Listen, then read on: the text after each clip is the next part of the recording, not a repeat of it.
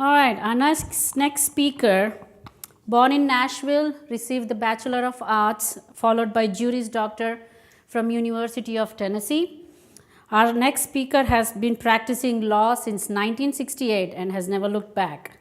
He doesn't look that old though, actually. Early on, his focus was on litigation, dispute resolutions, and corporate business issues. He has also served as a trial attorney at the Federal Trade Commission in Washington, D.C. Since 2003, 50% of his legal practice has focused on patients and clients with personal injury care involving diseases such as toxic mold and mycotoxins. His injury law cases included litigations, appeals, and settlements in many states, including Tennessee, Texas, Memphis, and California. Currently owns his own practice in Memphis, married for 53 years, blessed with 3 children, and 10 grandkids. Again, how do you keep yourself looking so good? Ladies and gentlemen, please welcome our young at heart, Larry Parrish, to present his talk. Thank you. First, I'm here based on Hooper's misrepresentations. He told me that this was a symposium that was supposed to be an intellectual discussion, and instead it turns out to be a Dallas food fest. And the other thing was I'm here to teach a CLE, continuing legal education, to a lot of lawyers, and I was told that there might be a doctor or two who might want to sit in. How many lawyers are there in the room? 1, 2, 3, and one of them I brought with me. So I'm trying to segue some practice to him. Yeah, there was CLE. I attracted a lot of that, but anyway. I have been practicing law I'm in my 51st year. It's hard for me to believe. And I have been a litigator for a long time. And I tell all people who see me, as a litigator, let me advise you not to litigate unless you have no other choice. That is not a fun thing to do. But here I am standing in a room full of physicians, and I have to have a disclaimer. It's been many years since I've had a med mal case. And I have a lot of friends who are physicians. I go to a church that's just filled up with them. And so I've represented physicians throughout their entire practice from the first day they got out of med school and went into the residency. So I'm a friendly lawyer to physicians. And I rely on physicians a lot. Mold found me. I didn't find mold. And that was about 2005. And I'm pretty much a mission-minded kind of person. When I see something that's wrong, I just, sort of my mission in life is to try to fix it. And I'm old enough to have gone all the way through the tobacco stuff, and with my grandmother when I was very small, and at least 70% of the men I knew smoked, but she was absolutely convinced that tobacco killed her daddy. So she was raging against tobacco when I was a small child, and I watched all that. And if you're talking about a social problem, and that is, mold is a huge social problem right now. We all know that.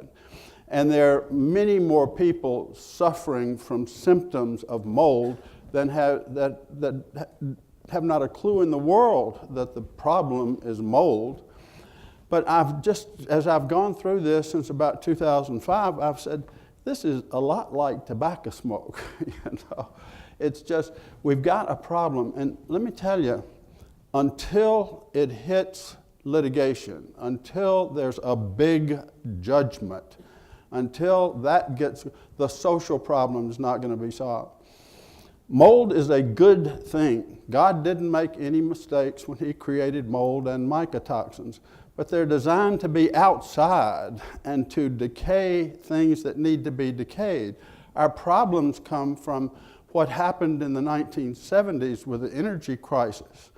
And at that time, they decided that we're losing way too much energy through our buildings. It's getting out of the buildings and so we got to preserve the energy. So they started building buildings that were not ventilated. So people bring mold in on their shoes and other places, and so it gets inside that building and it can't get out. So we're talking about inside mold in damp places. But it's not that all mold was bad or that God made a mistake creating mold.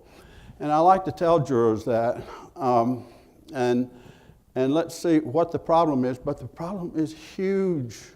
When in 1999, Melinda Ballard got her $39 million judgment against State Farm, and that case is all a mess. I mean, you read it, and it's a lot of bad faith and lying and cheating and stealing that went on.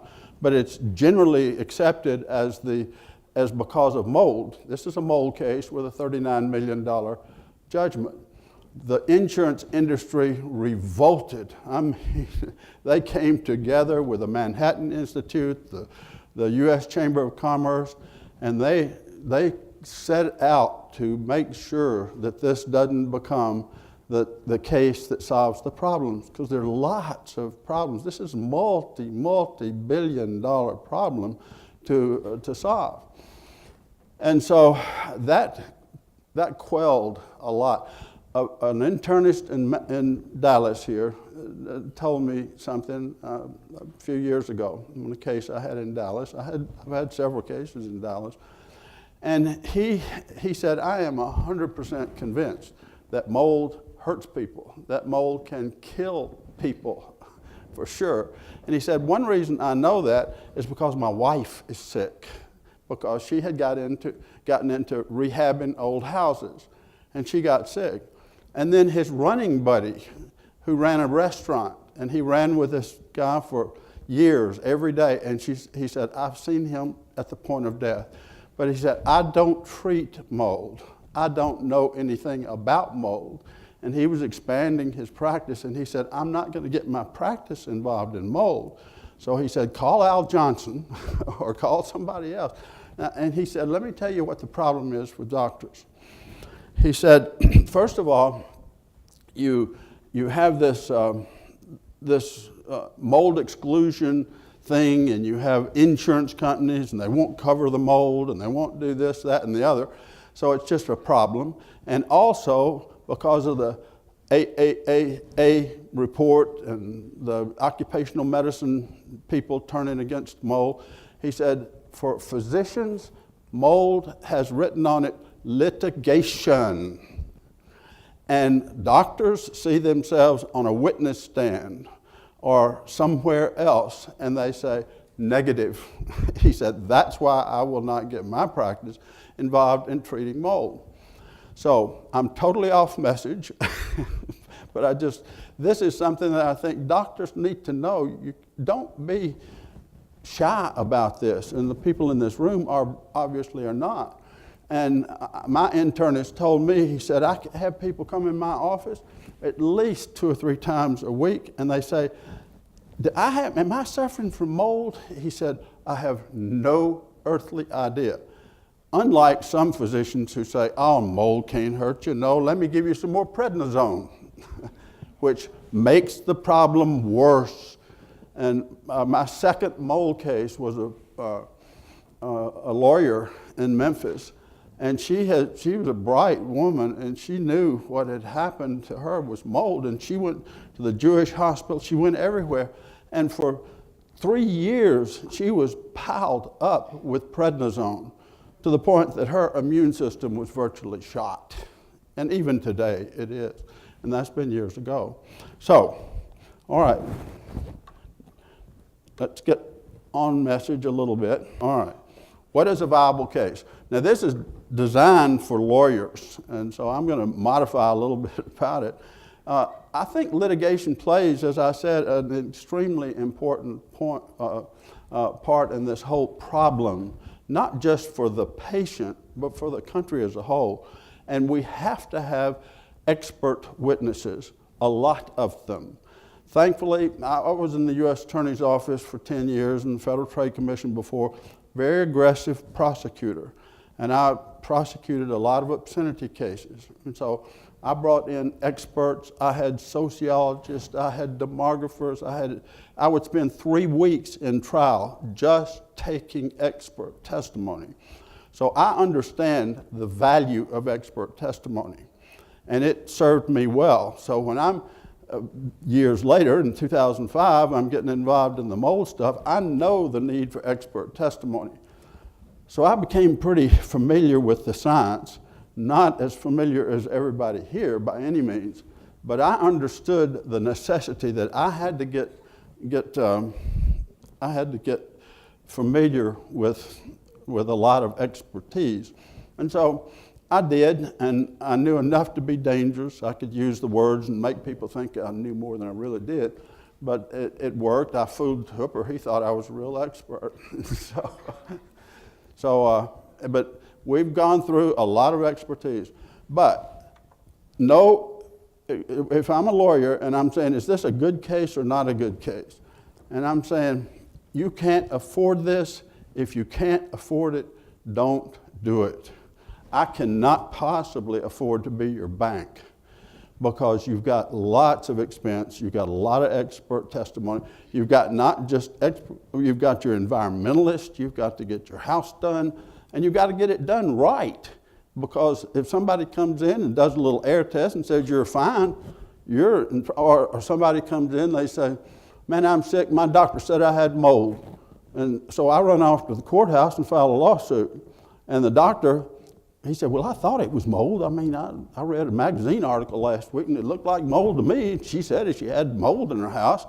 And so the doctor is going to look like a fool on the witness stand. The lawyer is going to look like a fool. And the patient-client is going to get drummed out of the courthouse. So a good case, you have to have enough money. And no expense funding issues. A good case could cost $100,000. My last one was $500,000 that my client spent on expenses only. And you know what they got? Zero. They got 2 jurors. There was virtually a fist fight that broke out in the jury room in Houston.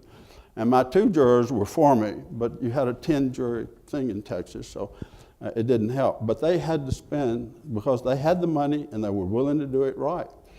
So no history of multiple diagnoses by physicians who have little experience in mold cases, mold medical cases. So that's the doctor that says, well, I think you got mold. You might want to see a lawyer. I heard somebody filed a lawsuit. Don't just say, go home and do something else. Indicative symptoms. You have to have the indicative symptoms. Cases to take. Opportunity to collect samples by a disinterested, trained, experienced, knowledgeable collector with a chain of custody savvy. So, I've got about 3 or 4, and I see now there are more collectors, environmentalists that I work with, but I'd say you've got to get your environment checked. And that means you're going to fly in somebody from Jacksonville, Florida, you're going to fly in somebody from Dallas, Texas, or you're going to fly in somebody from Houston, Texas, because these are the people I have confidence in that can do it. And there's a local man in Memphis that I would now use, but I have very few cases in Memphis. I have no cases in Memphis, let's say that. Positive findings by a properly certified lab with chain of custody savvy. You've got to know that this went to one of the good labs, because there are a lot of bad labs out there. So you got to get to the right lab. First steps, take statements from the clients detailing life history. And I mean from birth to present. I usually start out my interviews with the clients and I say, well, do you remember when the doctor slapped you on the fanny? I said, because that's when we're going to start. I need to know everything about your life.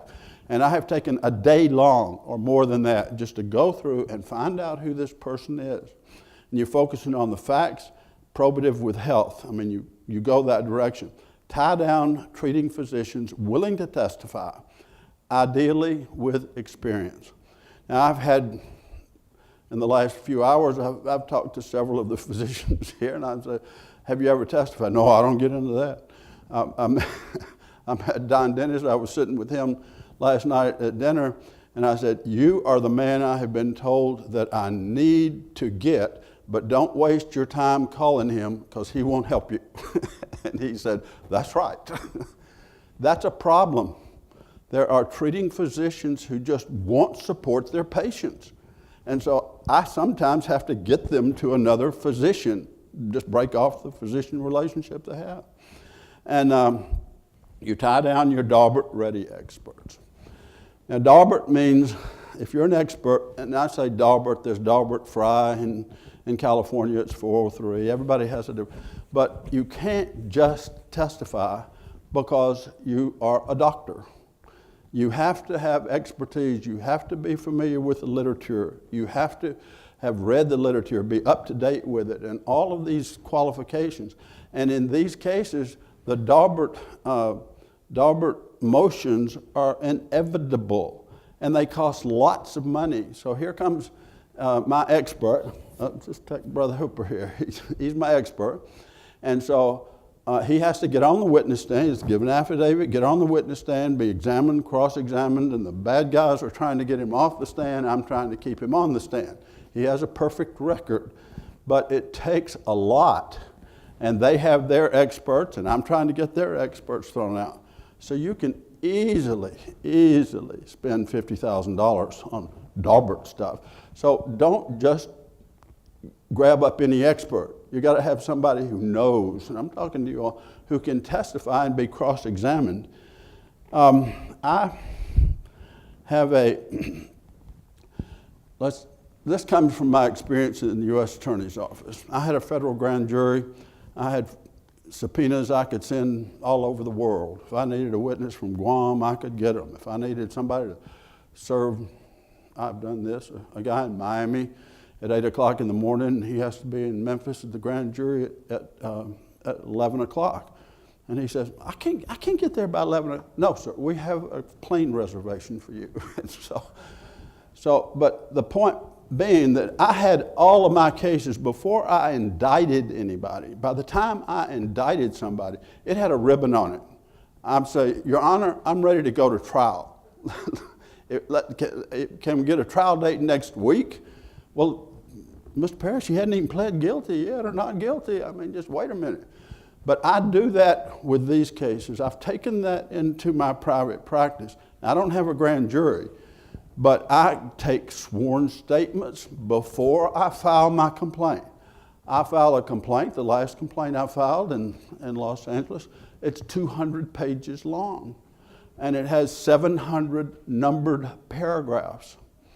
Well, why do you do that? Because I put my entire case in my complaint. So I go to the courthouse, and you know that interview I had with my client where I spent all that time gathering all of her evidence, and I've talked to all my experts. I know who my experts are going to be.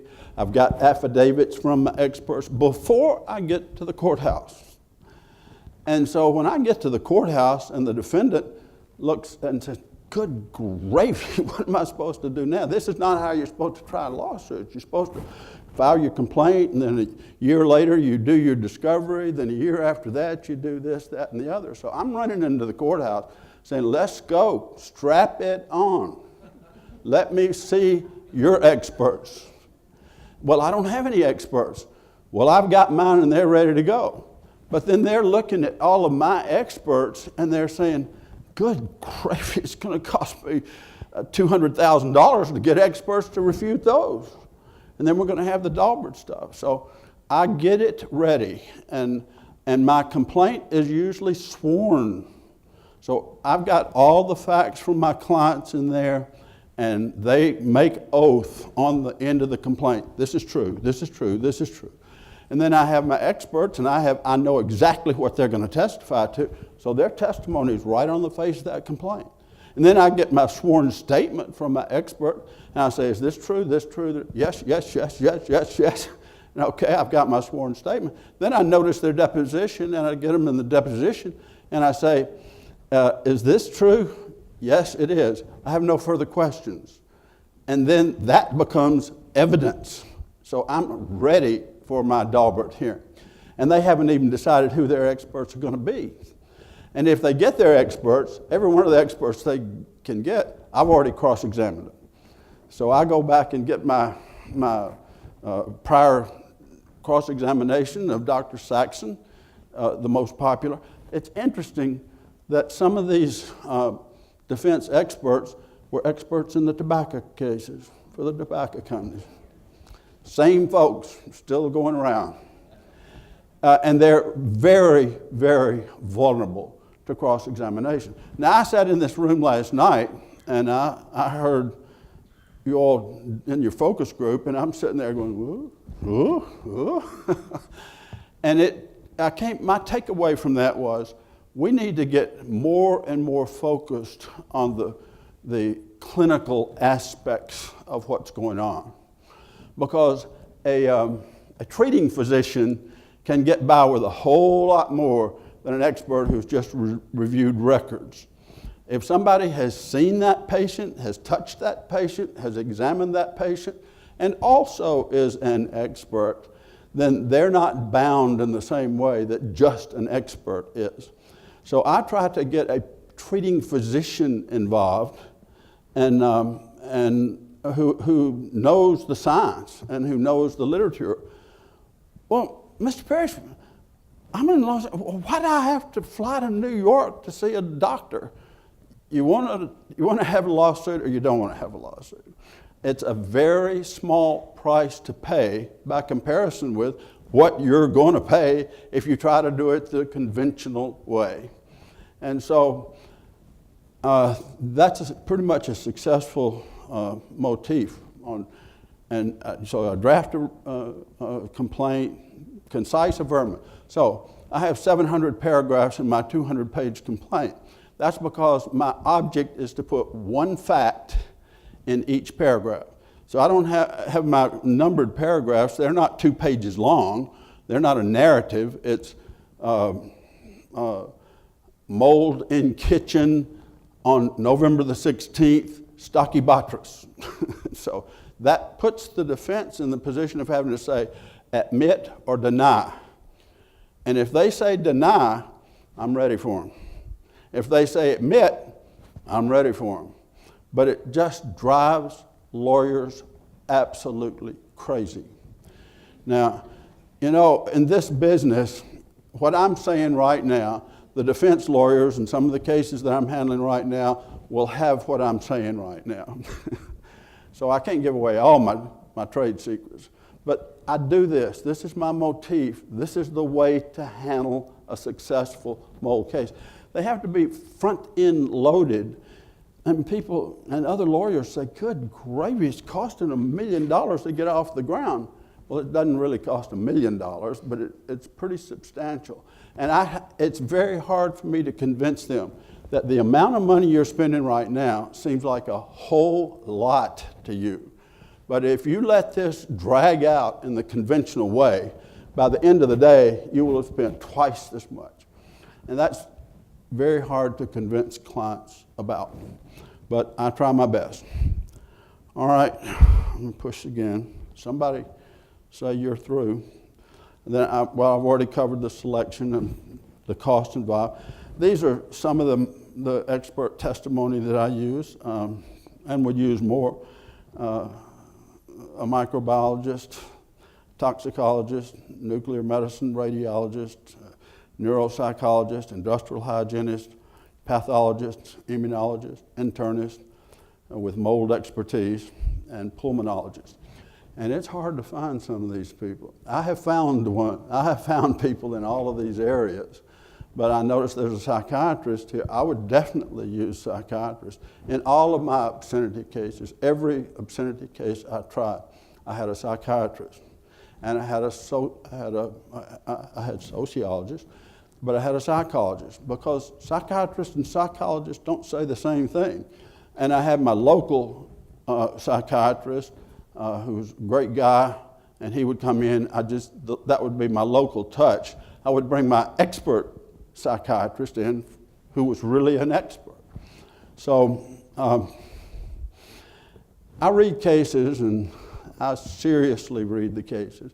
I don't just read over them while I'm riding the bus to the office or something.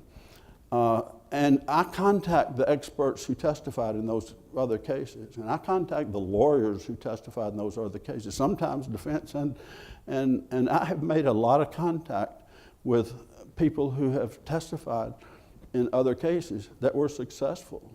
I found some expertise at Duke and some research that was being done at Duke. A psychiatrist at Duke testified in a case in North Carolina. And so I track them all down, I find them, I try to get them signed up. All right, when and how to designate. Use treating physicians as main experts. So, if I had somebody, most of my cases, they come either as a referral from a physician, or they come just because they're sick and they've gone on the internet and tried to figure out what's wrong and they think they might have mold, in which case I will put them in touch with a physician.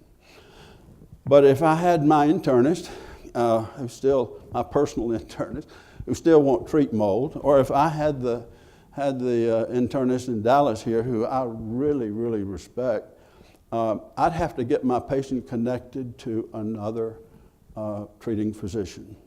And I would have to tell the treating physician on the front end, I need you to be prepared to testify. And this is what testifying looks like. And as often as not, I don't testify. That's a waste of my time. That's a waste of the patient's time. Just go on with life. Go on with life. Don't get involved in courts. Lawyers are bad, judges are bad, courts are bad. That's all a bad thing for you. And you're probably not going to get anything anyway. And we all know that the only people that get anything out of litigation are the lawyers, right? Right? I wish I was one of those lawyers. My daughter is here. She will tell you I have had some success. But lawyers are not getting filthy rich on mold cases, I promise you. And why do the large plaintiffs firms in this country, there are 5 or 6 plaintiffs firms, they could fund every penny of this. They could pay every penny of it. Client would have no expense at all. But they're not touching these cases. They are not touching these cases because they know they're going up against the U.S. Chamber of Commerce, the whole insurance industry, and traditional medicine. Because most doctors, unlike my internist, he says, I don't know enough about it to tell you whether you've got mold or not. Most of them, doctors have egos. I don't know if y'all noticed that, but I have. And you ask a doctor what's wrong with you, and they say, they figure it out. They give you some answer. Most doctors will not say, I don't know. It's sort of like in med school, they teach you not to ever say you don't know. I had a judge who's a friend, and a good judge. I tried the very first case he had ever tried. And he just made a terrible blunder. I mean, it was like he had decided that north is south and south is north. So I sent my associate, I said, go to the library at lunch, bring back the stuff. We've got to show him he's totally wrong. And he came back on the bench, and I just had occasion to be with him a few months ago, and I said, you became the classiest judge I know. Because he came back on the bench, and he said, I just made a horrible mistake. He said, I was wrong. He said, in judges school, they tell you never to do this, never to say that you made a mistake. But I did, and I want to change it. So Rob went to the library for no reason. But judges don't do that. Doctors don't do that. Not many lawyers do that. And we all need to be able to say, I don't know. We all need to learn that. Depositions. I take my own experts' depositions. Now, this is unheard of in the legal profession. About 30 days after I file the complaint, I'm sending a notice to the other side, and I'm saying, I'm taking Dennis Hooper's deposition at X time, XY. Next thing I know, the lawyers are calling me and say, you can't take your own expert's deposition. You can't do that. I said, where's the rule that says you can't do that? Well, you just can't. I've been practicing law for 30 years. I've never seen anybody do that. Well, just come and watch. And I've had them go to court and say, Judge, he has noticed his own expert's deposition. He can't do that. And the judge says, why not? Well, he just can't. Nobody does that. I've never lost one of those motions. But what it does is I get my evidence in quick. And I had it lined up before I filed my lawsuit. So I'm ready to file a motion for summary judgment very early, way before it's time to file. And a motion for summary judgment is saying, these are the facts, and here's my evidence, and they don't have anything to refute it. And so they're having to go scramble around and get somebody, and I've got 799 paragraphs, and I'm saying these are all the 799 paragraphs, Your Honor. And so it unnerves people. So I take my own expert's deposition. But I do something even more radical. I take my client's deposition. Oh, that's my job. You're supposed to take my client. I'm supposed to. What do you mean you're taking your client's deposition? My client is ready to testify, and we're not going to wait for you to notice the deposition. We will be here, and we're taking the deposition. Well, you can't do that. Well, so they come usually. I ask all of the questions. I already have the sworn statement, so I only have to ask one question. Is this the truth? Everything in this 50-page sworn statement, is that the truth? Yes, it is. And so I've had lawyers say, well, they don't know what to say. And so Dr. Hooper had to come back and do it again because we had one lawyer we called the Queen, and her name was Victoria, so Queen just happened to fit. And she said, well, I get to take his deposition too. I said, well, be my guest. So she noticed it for a later time. And this is the way to do mole cases as I see it. So I got to get to motions to disqualify. They're usually not granted, or sometimes they're granted in part and not in whole. But if you're prepared for those, and if you have prepared your experts for those, you normally prevail. But it's very costly. Motions to disqualify, they're costly, time-consuming, involve many legal and factual issues. Disqualifications have potential to be case dispositive. If you lose your expert in a Daubert hearing, it's over. This is an area of law you cannot survive without expertise. And more than that, you have to show general expertise. General causation. That means you have to show that the population in general gets sick when they are exposed to this mold in an indoor environment. And if you don't get there, you don't even ever get the opportunity to show that your client was made sick by this mold, because that's an idiosyncratic outcome. It's not negligence. It couldn't be foreseen until you show two levels. That's why epidemiology is critical in these cases. And the epidemiology has been slow to develop. And it's coming along, and there are studies out there now, but just in the last 5 or 6 years, epidemiology is coming up to the level that we can put on our epidemiological. Now, in Tennessee, you don't have this double causation. In California, you don't have the double causation. In Texas, you've got double causation. And judges who were all appointed by tort reformers. Let's just leave it at that. I say this sort of lightly, but there's a serious side to it. I'm very conservative. I'm super conservative, just period. Some people say I don't know about anybody as conservative as you. So I liked Bush. I liked Perry. I'm not criticizing, but their brains were fried on tort reform. And so I say, jokingly and not universally, I will say about the Texas judiciary, first it was bushwhacked and then it was Perryized. And so when you take a mold case into state court in Texas, you've got an uphill battle, not as much with the jury as you do the judge. And in one of my cases in Texas, I brought in some testimony. Actually, it was Dr. Hooper's testimony, and there is a perfect situation. He was in a Daubert hearing in Sacramento, and a judge was very well versed in what causation is and the difference in an association and a causation, and he was just connecting the dots for the defense expert. And so it's just a perfect kind of example for a judge who has never been through one of these.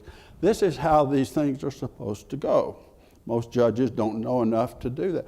But I filed that in Texas and said, well, Your Honor, don't bring me any stuff in here from California. This is Texas. We don't care what they're doing in California.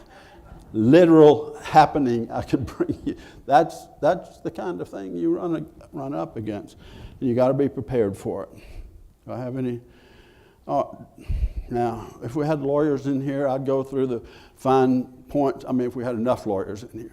With lawyers we have in here now already know this, or I'll tell Jed in the office. But there are fine points between the Fry standard and the Daubert standard and the 403 standard. But that's pretty technical legal stuff, which I don't think would be appropriate here. Epsy Dixit. I am an Epsy Dixit expert. And if you know any Latin at all, if you're going to be in court as an expert witness, you need to know Epsy Dixit. Right. Well, this came about when back in Roman times, and the disciples of Pythagoras, would come and they would be questioned and say, well, why is this correct? And they would say, because the master said so.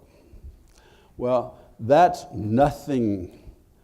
When you are an expert witness and you're asked, why is this so? Give me the links, the logic, the literature. And you say, well, I've just been practicing a whole bunch of times and for a bunch of years, and that's what I found to be. So that's an Epsy Dixit. It's so because I said it was so. Now, I said we have to develop the use of clinicians' experience and convert it into expert testimony. You can do that, but that is a laborious process. And so you have to sit with your expert and you have to say, because you lose because it's Epsy Dixit. Nobody else does it. You're the only one that does it. What is the science in general? What is your background for that? What is your chemical formula that causes it to come out that way? If all you can say is, it is because I said it is, that works in your private practice. That does not work in the courtroom. So, unique discovery issues. Well, there's another thing I do. How many of you have ever been involved in litigation at all? Okay, so several of you have been involved in litigation as witnesses. Well, the traditional way is to rely on discovery. And so they say, give me all of your records. And I say to them, you give me all of your records. And so you go through stacks and stacks of records and you try to sort all of this stuff out. I have gotten, so I say, I wonder how many billions of dollars a year are wasted on discovery, because nobody ever finds out anything anyway. But clients can pay millions of dollars just going over stacks of records. You have programs, you have experts that come in and just go over the records for you. So I try to push that aside. Or they use depositions. You think you'll never get through taking, okay, this is our $50,000 of depositions. And so who is going to read all of that, pull it all out, and put it together and make sense out of it? There is a thing called requests for admissions. So I can write out a statement. It's got to be a short statement. Some places there's not any limit on how many of them you can write out. And so you give it to the other side, and they have to admit it or deny it. And usually, that cuts through so much discovery, so much production of documents, so many depositions. But lawyers hate that. So first you've got to go to court and say, they'll raise every kind of defense in the world to that. But it doesn't matter. It's real simple. When the rules were written in 1937, I think the requests for admission were to substitute. You just use depositions and requests for documents as when you get through with your request for admissions. So I sit down, I have that all planned out, and so pretty early the other side gets, well, if I don't have any limits, they might get 500 requests for admission. And literally, the truth of the matter is my complaint, my 200-page complaint is just a list of 790. And if you swear to that, if your client swears to that, and you have expert witnesses who are prepared to swear to the rest of it, that's a request for an admission. And so there's a lot easier way, a lot cheaper way to get to success and to traumatize the defendants if you do it smart. But you have to be unconventional. But this whole thing is unconventional. So join me in that. Motions to dismiss, you always get a motion to dismiss. A well-drafted complaint is a good defense to that. And plaintiffs should file motions for summary judgment. I mentioned that. I do that early on, way before anybody's filing any motion. So by the time they get around to filing a motion to dismiss, I've already filed my motion for summary judgment. So there's strategy here. And the strategy has to involve you all, physicians. You have to be prepared. You have to be prepared to take a risk. And if you don't, we're just going to keep on having mold problems. Because until it hits and sticks in court, the problem is not going to get solved. Nobody is going to be trying to tighten up the air, to loosen up the air, to create ventilation systems. New buildings are not going to be built any different, and the problem is going to continue, and people are going to die. This is all about people dying, in my opinion. All right, part 2 comes tomorrow.